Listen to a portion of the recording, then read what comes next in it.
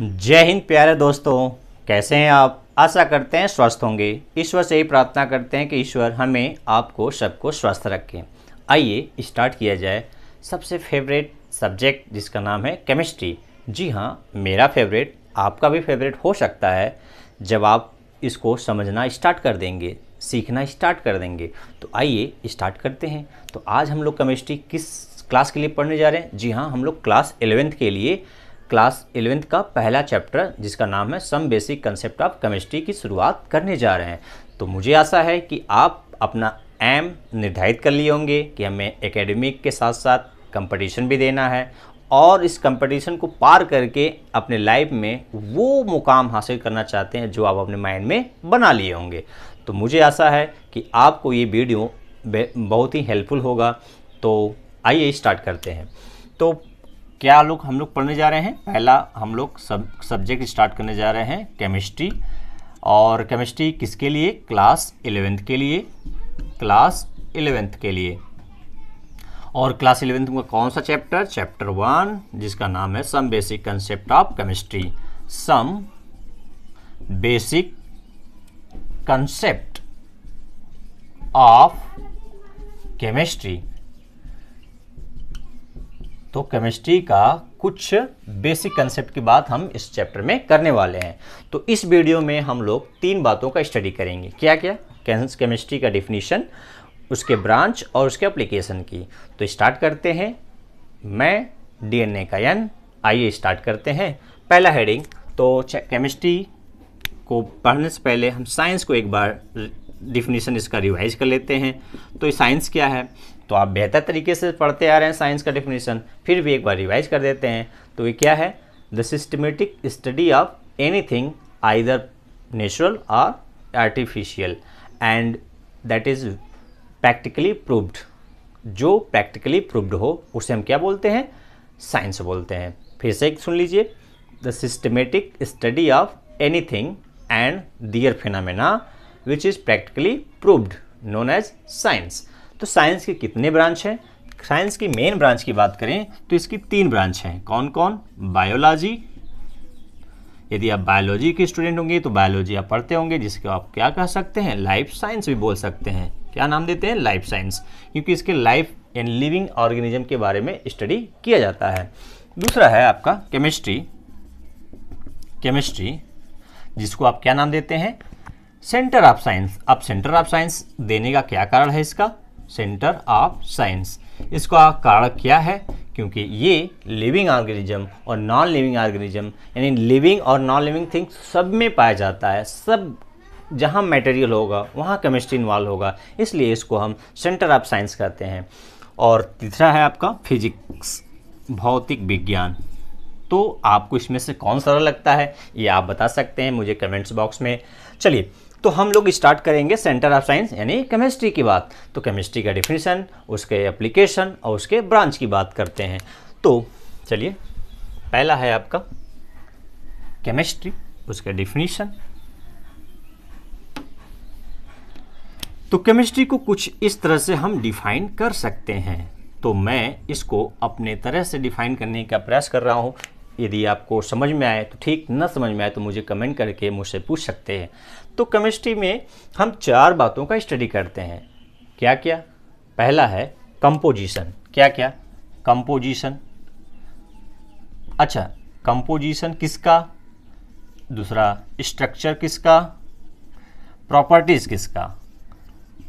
ये हम 4 बात हेडिंग लिख दें।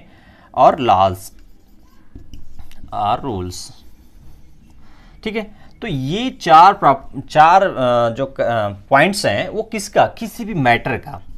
यानी हम एक लाइन में केमिस्ट्री को बताएं तो chemistry is the branch of science in which we study any matter. Any matter यानी किसी भी मैटर का हम इसका स्टडी करते हैं। किस हेडिंग के अंतर्गत? 4 हेडिंग के अंतर्गत। कंपोजिशन यानी मैटर का कंपोजिशन क्या है, यदि मैटर में जो एलिमेंट या कॉन्स्टिट्यूएंट प्रेजेंट है तो वो अरेंज कैसे यानी स्ट्रक्चर का, और वो मैटर का क्या प्रॉपर्टीज है, फिजिकल या केमिकल, और वो कौन से रूल से मैटर का हम स्टडी करते हैं। कुछ रूल्स भी होते हैं, जैसे केमिकल्स लॉ में कम्बिनेशन लॉ है, और स्टोकियोमेट्रिक कोफिशिएंट में कितने मोल हैं, या इलेक्ट्रॉनिक कॉन्फ़िगरेशन करते हैं तो कुछ रूल्स होते हैं, स्ट्रक्चर बनाते हैं तो कुछ रूल के अकॉर्डिंग बनाते हैं, तो कुछ रूल भी हम स्टडी करते हैं। तो हम ये कह सकते हैं कि study of matter known as chemistry. यदि उसको बड़ा में कहें तो study of the branch of science in which we study of composition, structure, properties and rule governing this of the matter known as chemistry. Okay, अब example से इसको समझ सकते हैं। मान लीजिए कि आपका मैटर क्या है, पानी है। तो आप इसका कंपोजिशन तो जानते हैं, मैंने लिख दिया H2O। लेकिन मान लीजिए हमें कोई अननोन चीज़ नहीं पता है, तो हम क्या क्या उससे सवाल पूछ सकते हैं कि इसमें क्या है, एक इसमें जो चीज़ है वो कैसे जुड़े हैं, और ये इससे हम क्या अपने लिए कर सकते हैं, या उसमें हम क्या चेंज कर सकते हैं, मतलब हमारे यूज का है कि नहीं यूज का है। और इसके साथ साथ इसमें जो हम स्ट्रक्चर और प्रॉपर्टीज़ की बात करेंगे केमिकल, तो उसमें कौन कौन से रूल से ये गवर्न होगा। तो हमने लिया है पानी, तो पानी में इसका कहेंगे कि कंपोजिशन इसका क्या है, यानी इसकी बात कर रहे हैं 4 टॉपिक के अंतर्गत। तो कंपोजिशन में पहला पॉइंट कि ये किससे मिलकर बना है, H2 और हाइड्रोजन से, यानी हाइड्रोजन और ऑक्सीजन से। दूसरा, स्ट्रक्चर की बात करें तो क्या हाइड्रोजन आपस में जुड़े हैं कि ऑक्सीजन से जुड़े हैं। तो ये इसके स्ट्रक्चर से वैज्ञानिकों ने ये स्टडी करके बताया कि कुछ इस तरह से इसका स्ट्रक्चर होता है। स्ट्रक्चर हम 4th चैप्टर में पढ़ेंगे, लेकिन आपको मैं यहाँ हेडिंग के अंतर्गत समझाने का प्रयास कर रहा हूँ कि स्ट्रक्चर मतलब कैसे कंस्टिट्यूएंट अरेंज है। थर्ड है आपका प्रॉपर्टीज। तो प्रॉपर्टीज में फिजिकल प्रॉपर्टीज क्या है और केमिकल प्रॉपर्टीज क्या है। फिजिकल प्रॉपर्टीज में जैसे हम बात करते हैं कि वो देखने में कैसा है, कलर क्या है, फिजिकल स्टेट क्या है, melting point, boiling point, freezing point etcetera, हम इसका फिजिकल प्रॉपर्टीज में स्टडी करते हैं।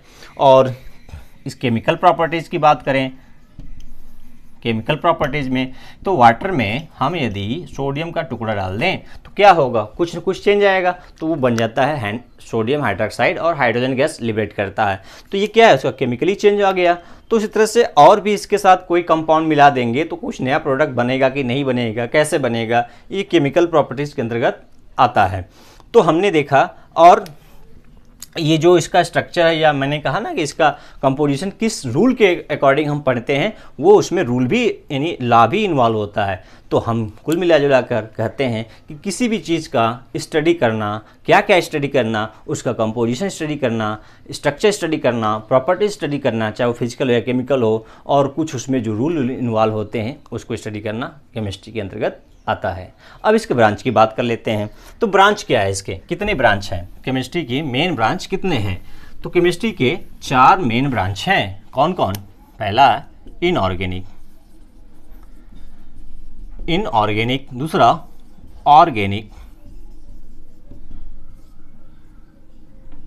ऑर्गेनिक, तीसरा है फिजिकल केमिस्ट्री,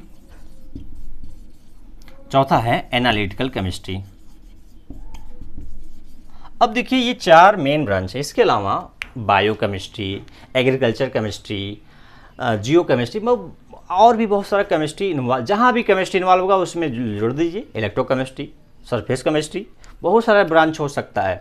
लेकिन मेन ब्रांच की बात करें तो इसमें 4 मेन ब्रांच हैं, इनऑर्गेनिक, ऑर्गेनिक, फिजिकल, एनालिटिकल। अब ब्रीफ में इसको समझ लेते हैं कि इनऑर्गेनिक केमिस्ट्री में क्या स्टडी करते हैं। तो हम इनऑर्गेनिक केमिस्ट्री में जितने भी अभी तक एलिमेंट खोजे गए हैं, तो कितने खोजे गए हैं, 118 एलिमेंट, और उससे बने हुए कंपाउंड एक्सेप्ट ऑर्गेनिक कंपाउंड, यानी एलिमेंट और कंपाउंड, लेकिन वो ऑर्गेनिक कंपाउंड नहीं होंगे, उनका स्टडी। जैसे ऑर्गेनिक कंपाउंड नहीं होने का मतलब, जैसे मैं वाटर की बात कर रहा हूँ, NaCl की बात कर रहा हूँ, कॉपर सल्फेट की बात कर रहा हूँ, ये सब क्या है, इनऑर्गेनिक कंपाउंड है। और भी बहुत सारे कंपाउंड हैं जिनका स्टडी हम इनऑर्गेनिक कंपाउंड के अंतर्गत इनऑर्गेनिक केमिस्ट्री में करते हैं। चलिए, अब ऑर्गेनिक कंपाउंड, मैं कह रहा हूं कि ऑर्गेनिक कंपाउंड छोड़कर, तो ऑर्गेनिक कंपाउंड क्या है। तो जो कंपाउंड प्लांट या एनिमल से प्राप्त किए जाते हैं, अब तो सिंथेसाइज भी किए जाते हैं लैब में। जनरली प्लांट और एनिमल से प्राप्त किए जाते हैं उन्हें ऑर्गेनिक कंपाउंड कहते हैं। ये कार्बन से मिलकर बने होते हैं, यानी कार्बन कंटेनिंग कंपाउंड होते हैं।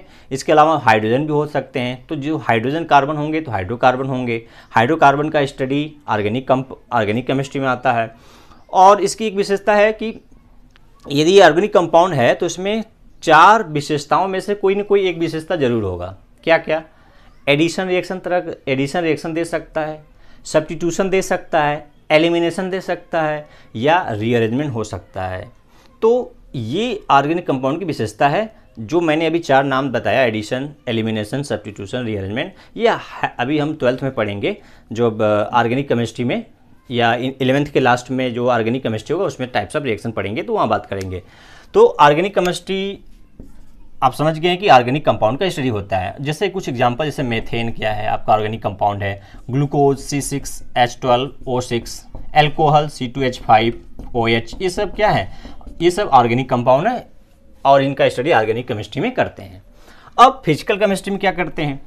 मान लीजिए कोई रिएक्शन हो रहा है, मान लीजिए ये मेथेन जल रहा है और आप गोबर गैस में यूज करते हैं मेथेन, या LPG यूज करते हैं घर में, तो वो बहुत तेज़ी के साथ जल रहा है। तो कितना स्पीड से जल रहा है, कोई रिएक्शन कितना फास्ट या स्लो है, इनका स्टडी, या कौन से किसी रिएक्शन होने के लिए कौन कौन से फैक्टर, जैसे टेम्परेचर, प्रेशर या कैटलिस्ट कैसे इफेक्ट करता है, इसका स्टडी हम किस में करते हैं? फिजिकल केमिस्ट्री में। यानी रिएक्शन होने के लिए रिएक्शन होगा कि नहीं होगा, और रिएक्शन होगा तो कौन कौन से फैक्टर अफेक्ट करेंगे, और इसका मैकेनिज्म क्या है, इस सब का स्टडी हम किसके अंतर्गत करते हैं? फिजिकल केमिस्ट्री के अंतर्गत करते हैं। ठीक है।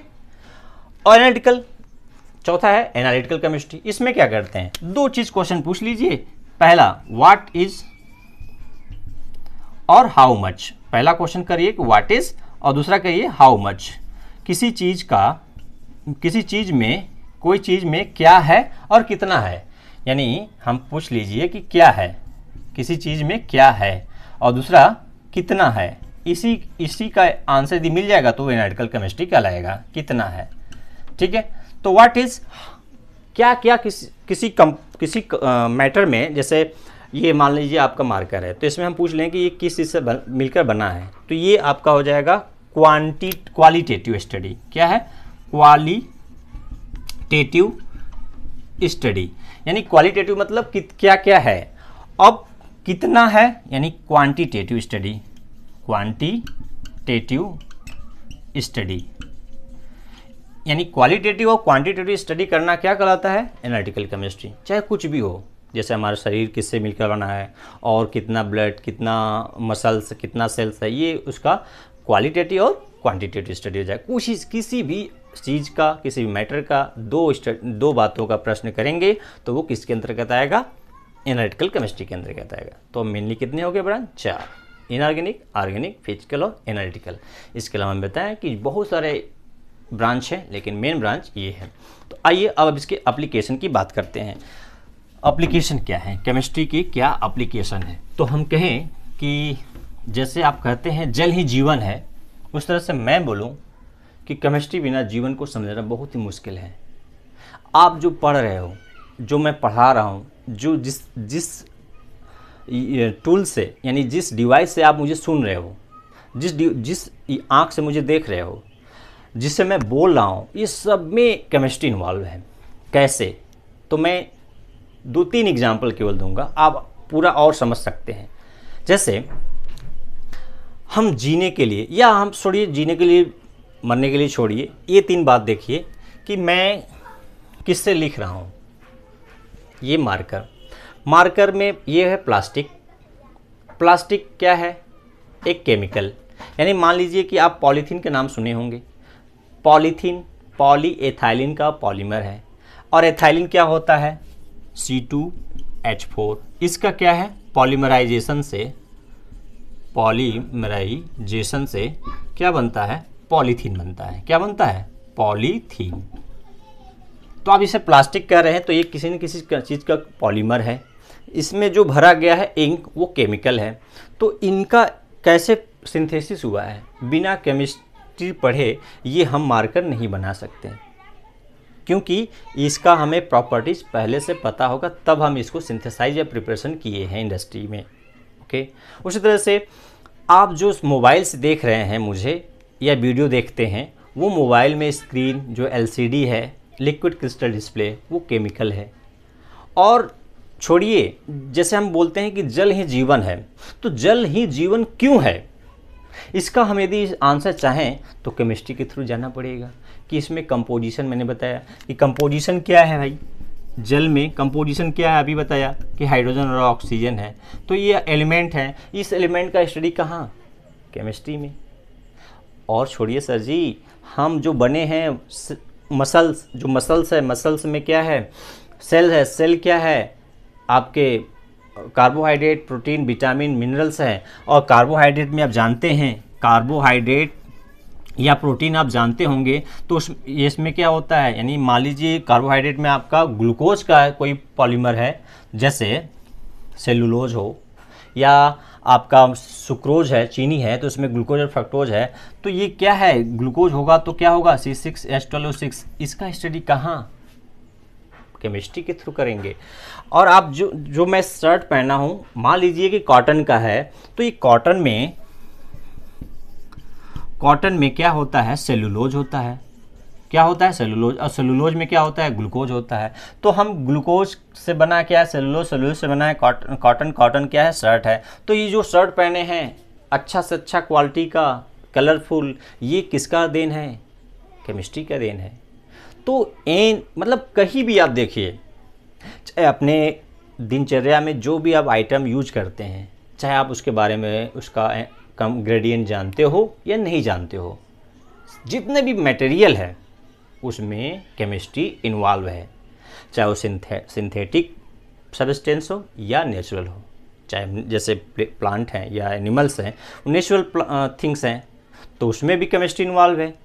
और जो आर्टिफिशियल, जैसे मोबाइल, मार्कर, ये सब बोर्ड, ये सब क्या सिंथेटिक है, तो उसमें भी केमिस्ट्री इन्वॉल्व। और जो हमारे लाइफ में जिसे मैं बोल रहा हूँ, साउंड आप सुन रहे हैं, जो मैं दिमाग हम लोग का समझ रहा है कि मैं क्या बोल रहा हूँ, आप क्या सुन रहे हैं, ये इसमें भी बहुत सारा केमिस्ट्री है, केमिकल भरा हुआ है माइंड में। तो केमिकल अच्छा होगा, बैलेंस होगा, तो आप अच्छे सीखेंगे। तो केमिस्ट्री बहुत कुछ सिखाता है। जैसे मैंने कहा कि बैलेंस रहेगा तो आप बहुत अच्छे सीखेंगे, अनबैलेंस रहेगा नहीं सीख पाएंगे और आप डिस्टर्ब हो जाएंगे, डिस्टर्ब कर देंगे। इसलिए केमिस्ट्री बैलेंस करना भी सिखाता है। बातों से कहते हैं कि दोनों के बीच की केमिस्ट्री अच्छी है, वहाँ पर भी केमिस्ट्री इन्वॉल्व, लेकिन वो बोलने के लैंग्वेज में है। लेकिन ये केमिस्ट्री तो हमारे डे टू डे लाइफ से लेकर हमारे जीवन में, हमारे हर जगह जहाँ भी हम देखते हैं, केमिस्ट्री ही केमिस्ट्री है। जो हम ऑक्सीजन ले रहे हैं, ये एलिमेंट कौन सा, ऑक्सीजन, कहाँ स्टडी, केमिस्ट्री में। जल, जो जिसके बिना जीवन अधूरा, केमिस्ट्री में। फूड, जितने भी फूड लेते हो सब कार्बोहाइड्रेट होगा या प्रोटीन होगा, विटामिन्स हो गए, मिनरल, ये सब कहाँ, किसका स्टडी, इस सब का स्टडी कहाँ, केमिस्ट्री में। अभी मोबाइल पर मैंने बताया, मोबाइल का स्क्रीन, जो भी आप इलेक्ट्रॉनिक डिवाइस देखते हैं, बैटरी है, उसमें केमिकल भरा है, सब केमिस्ट्री के देन है। तो आप ब्रॉड रूप से सोचें तो आपके हर जगह पर केमिस्ट्री इन्वॉल्व है। इसीलिए तो मैंने कहा कि केमिस्ट्री क्या है, सेंटर ऑफ साइंस है। साइंस तो ही है, लेकिन सेंटर ऑफ साइंस है। तो मुझे आशा है कि आपको केमिस्ट्री का डिफिनीशन, इसके ब्रांच और इसका महत्व यानी इम्पोर्टेंस समझ में आ गया होगा कि केमिस्ट्री है तो हम सब हैं, केमिस्ट्री नहीं है भले ही देखिए समझेंगे, महसूस करेंगे तभी। यदि आप नहीं समझते हैं तो केमिस्ट्री नहीं है। और आप महसूस करते हैं कि यहाँ जो भी मटेरियल है, जो भी मेडिसिन है, जो भी वार के आप कहते हो ना कि ये मशीन गन, ये बुलेट है, ये मिसाइल्स है, ये हाइड्रोजन बम, ये सब किसका देन है, केमिस्ट्री का है। चाहे वो बैड मतलब यूज उसका अच्छे के लिए किया जाए या बुरे के लिए किया जाए, है तो केमिस्ट्री। तो केमिस्ट्री कहता है बस संतुलित में रहिए।